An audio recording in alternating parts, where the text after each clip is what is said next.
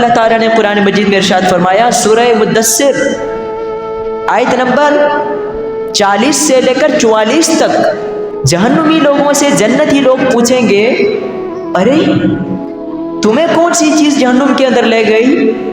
تم تو دنیا کے اندر بڑے نیک پھرتے تھے، بڑے عبادت گزار تھے، بڑے تو نے حج کیے، تو نے بڑی بڑی زکاتیں ادا کی، یہاں تجھے کیا ہو گیا؟ تو جہنم میں کیوں جا رہا ہے؟ تو ہماری صف میں شامل کیوں نہیں ہے جنتیوں میں؟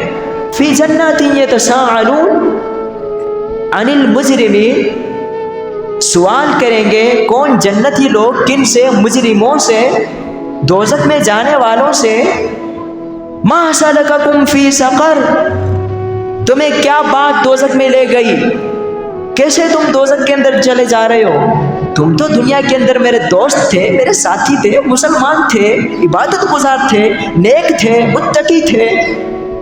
قالوا لم نک من المصلین، وہ بولیں کہ ہم نماز نہیں پڑھتے تھے۔